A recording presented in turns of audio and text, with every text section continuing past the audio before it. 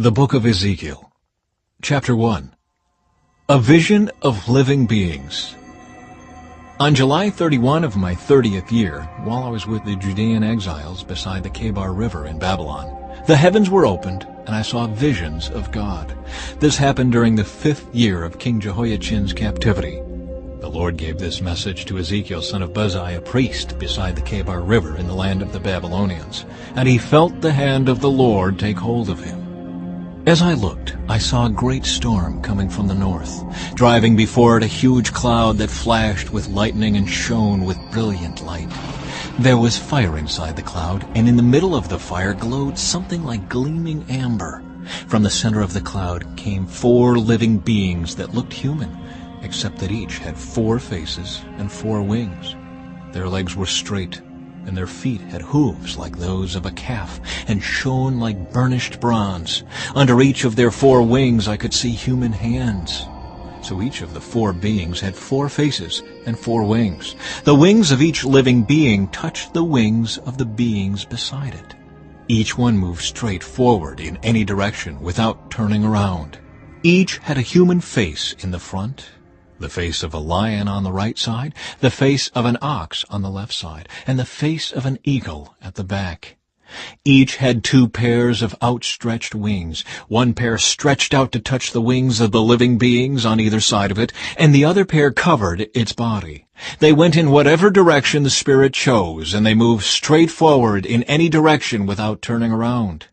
The living beings looked like bright coals of fire or brilliant torches, and lightning seemed to flash back and forth among them, and the living beings darted to and fro like flashes of lightning. As I looked at these beings, I saw 4 wheels touching the ground beside them, 1 wheel belonging to each. The wheels sparkled as if made of beryl. All 4 wheels looked alike and were made the same. Each wheel had a second wheel turning crosswise within it. The beings could move in any of the 4 directions they faced, without turning as they moved. The rims of the 4 wheels were tall and frightening, and they were covered with eyes all around. When the living beings moved, the wheels moved with them. When they flew upward, the wheels went up too. The spirit of the living beings was in the wheels, so wherever the Spirit went, the wheels and the living beings also went. When the beings moved, the wheels moved. When the beings stopped, the wheels stopped. When the beings flew upward, the wheels rose up, for the spirit of the living beings was in the wheels. Spread out above them was a surface like the sky, glittering like crystal. Beneath this surface, the wings of each living being stretched out to touch the other's wings, and each had 2 wings covering its body. As they flew, their wings sounded to me like waves crashing against the shore, or like the voice of the Almighty, or like the shouting of a mighty army. When they stopped, they let down their wings. As they stood with wings lowered, a voice spoke from beyond the crystal surface above them.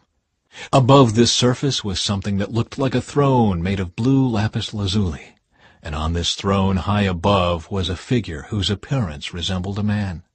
From what appeared to be his waist up, he looked like gleaming amber, flickering like a fire, and from his waist down he looked like a burning flame, shining with splendor. All around him was a glowing halo, like a rainbow shining in the clouds on a rainy day.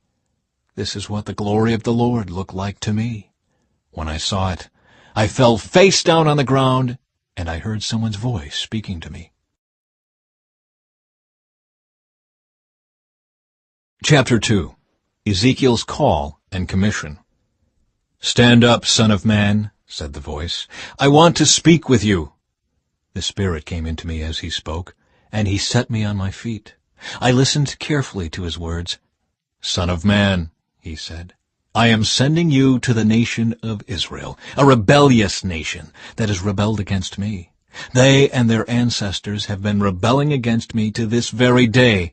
They are a stubborn and hard-hearted people. But I am sending you to say to them, 'This is what the Sovereign Lord says.' And whether they listen or refuse to listen, for remember, they are rebels, at least they will know they have had a prophet among them. Son of man, do not fear them or their words. Don't be afraid, even though their threats surround you like nettles and briars and stinging scorpions. Do not be dismayed by their dark scowls, even though they are rebels. You must give them my messages, whether they listen or not.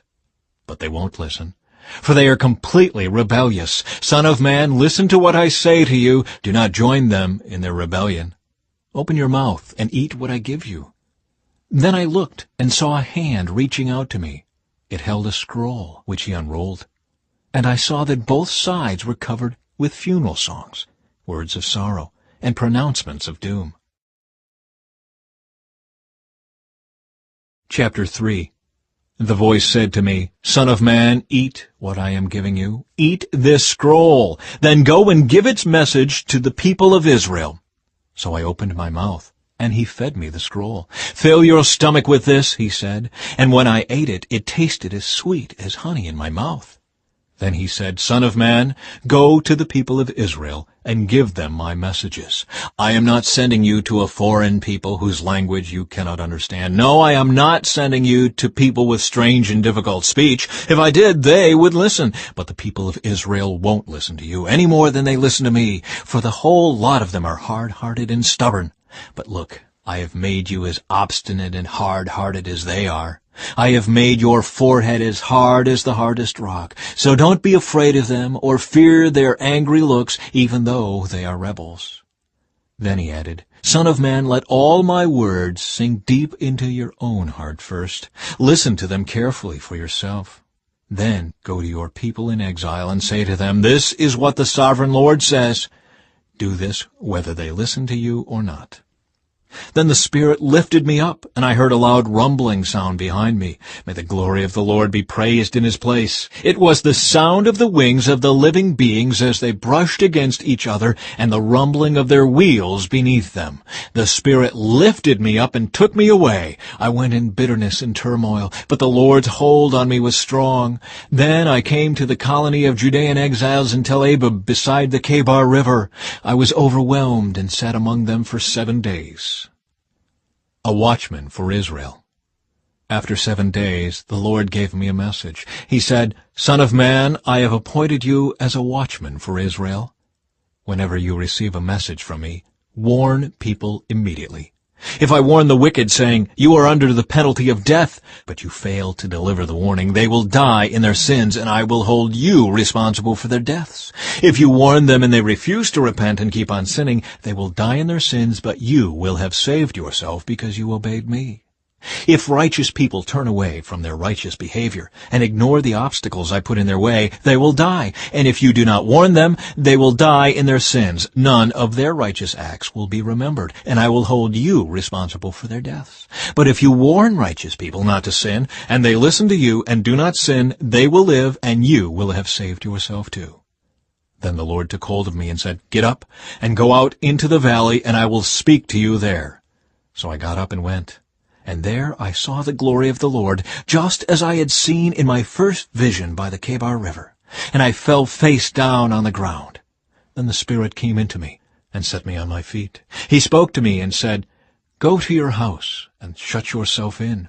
There, Son of man, you will be tied with ropes, so you cannot go out among the people. And I will make your tongue stick to the roof of your mouth, so that you will be speechless and unable to rebuke them, for they are rebels.